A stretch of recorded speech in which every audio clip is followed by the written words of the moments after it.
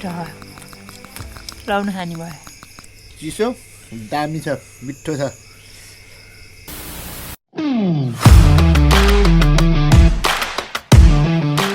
guys आज चाहिँ हामीले चाहिँ युनिक तरिकाको टक्क दालमा गेडागुडीमा चाहिँ टक्क रोटी हालेर खान थाल्छ तर हामीले चाहिँ दाल रोटी भन्छ हामीले चाहिँ हजुरहरूले के भन्छ हैन कमेन्ट गर्नु होला म त्यसको रेसिपी चाहिँ देखाउँछु अब मम्मीले बनाउनुहुन्छ हामीले चाहिँ अब सबै मिलेर खाने हो गम मम्मीले बनाउने यसको लागि चाहिँ के चाहिन्छ सुरुबाट म भन्छु हैन सुरु चाहिँ मम्मीले नुन बेसार मसला हालिसक्नुहुन्छ गेडागुडी चाहिन्छ अब गेडागुडी चाहिँ अब के हालेको मम्मी यहाँ गेडागुडी भन्दैन त्यहाँ त थोरै छ अहिले हुने त धेरै नै हो अहिले चना बोडी राजमा अनि घरको लोकल मसुरको दाल ल त्यो हालेर चाहिँ हामीले चाहिँ टक्क बसाउनलाई रेडी गरेछौँ त्यहाँ चाहिँ आगो चाहिँ ग्यासमा त्यसको लागि चाहिँ हामीले चाहिँ लोकल त्यो चाहिँ दाल भइहाल्यो गेडागुडी अन्त त्यो चाहिँ दाल भइहाल्यो हाम्रै घरको गहुँ अनि त्यसपछि चाहिँ हाम्रै घरको लोकल गहुँ हो यो चाहिँ गाउँको पिठो गाउँको पिठो मैले भर्खरै गरेर पिनेर लिइराखेको यो चाहिँ तातै छ तातै छ त्यसको लागि चाहिँ सुरुमा चाहिँ अब त्यो गेडागुडीहरू भिजाउनु पऱ्यो हजुरहरूले गेडागुडी भिजाइसकेपछि अनि अघिल्लो दिन गेडागुडी चाहिँ हर्ने सिटी ल्याएर खानुहुन्थ्यो नि त्यो हेर्ने यो त्यो खाने त तर त्यसमा चाहिँ हामीले चाहिँ यो चाहिँ डो बनाउँछौँ हामीले चाहिँ डल्ला बनाउँछौँ मम्मीले यहाँ मुस्दै हुनुहुन्छ सुक्खा रोटी खानुहुन्छ नि हजुरहरूले त्यस्तै डो बनाउने सुरुमा चाहिँ अनि त्यसपछि चाहिँ हामीले सेप दिन्छौँ त्यसलाई रोटीको अथवा दामले मिठाईको जस्तो सेप दिन्छौँ त्यो सेप पनि हजुरलाई देखाउँछु अहिले म साथीहरू यो डो बनाइसकेपछि चाहिँ यस्तो यस्तो गोलो गोलो गरेर मोमो कस्तो सानो डल्ला बनाउने डो बनाइसकेपछि चाहिँ सानो डल्ला बनाउने त्यहाँबाट यस्तो रोटीको सेप दिने यसलाई चाहिँ यो टक्क बिचमा पोल पारिदिने टक्क यता बुढा बसेर बनाउँदैछन् यतापट्टि बुढी भएर चाहिँ चट्टलारै आज दाल रोटी खाने हो भनेर चाहिँ चक्क बनाउँदै हुनुहुन्छ यहाँ अनि आफूलाई जस्तो सेप मनपर्छ नि आफूलाई त्यस्तै सेप दिने हो कि अनि टक्क बनाएर पाकेपछि अनि यस्तो दामी चाम्रो यस्तो दामी हुन्छ आफूलाई जस्तो मनपर्छ त्यस्तै सेप दिने हो हाम्रो डेललाई चाहिँ यस्तो सेप मन परे चाहिँ कि त्यस्तै मन परेन र यताको त्यो मन परेर बनाएको भन्न नथ्यो हाम्रो चाहिँ गेडागुडी छ होइन भित्र गुडी छ अब धेरै हाले होइन ए मसुरको दाल राजमा अनि बोडीको गेडा चना यति मात्र धेरै हालेन हामीले चाहिँ साथीहरू गेडागुडी चाहिँ उम्लियो हामीले चाहिँ अघि बनाएको त्यो रोटीहरू चाहिँ सेप दिएको रोटीहरू चाहिँ हामीले यहाँ हाल्यौँ अब यो हालेर भ्यासी चाहिँ अनि हामीले चाहिँ अनि 5-6 सिटी लाउनुपर्छ गेडागुडी चाहिँ फ्यात्तो हुन्छ अन्त त्यो राजमा चाहिँ अलिक पाक्दैन कि भनेर 5-6 सिटी लाउनु अन्त 3 सिटी 4 सिटीमा नि हुन्छ टक्क गेडागुडीमा टक्क यो मात्र हालेर अगाडि मम्मीले टक्क हाल्दै हुनुहुन्छ यहाँ जाने खानालाई सबैजनाले लाइक कमेन्ट सेयर गरिदिनु होला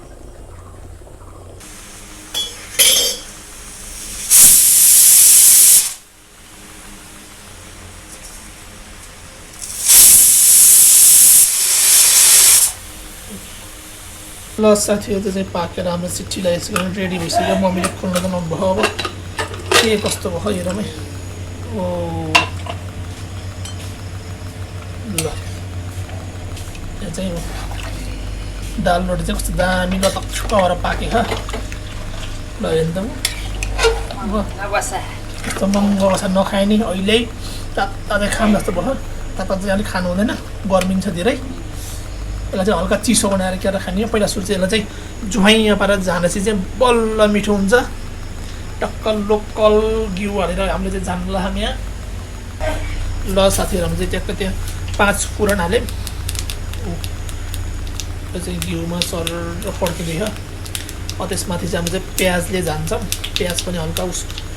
ब्राउन टाइपको बनाउनुपर्छ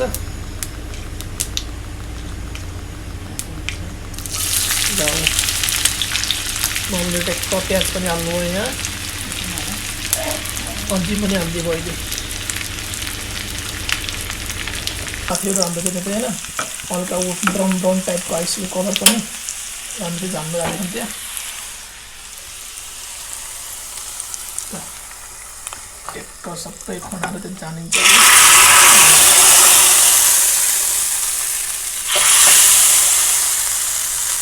त्यसलाई यसरी स्याट्ट चलाउँछ जति मिक्स हुन्छ त्यसलाई चिसो हुँदैन र चिसो बनाएर चाहिँ हामी खानेछौँ होइन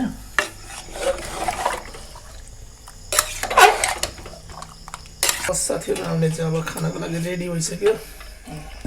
टक्क हामीले चाहिँ थालमा हाल्यो हुन्छ र साथीहरू नखाने खाम जस्तो छैन है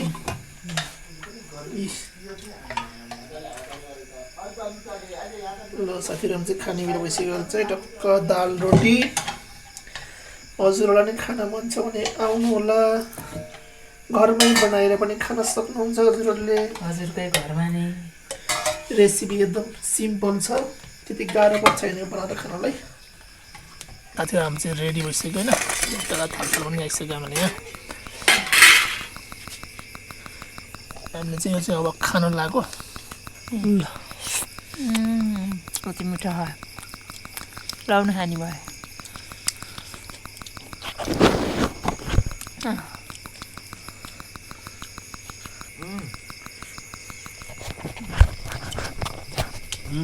very tasty यो दाल रोटी त अलिक सानो भयो बल्ल ठिक हुने कति टेस्टी छ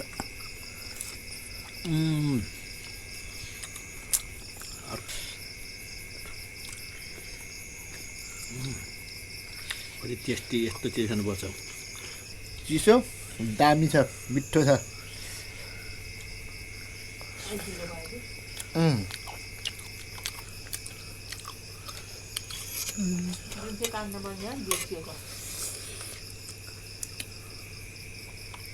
गाउँको रोटी पानी रोटी भन्दै के अहिले त हामी दाल रोटी भन्नुपर्छ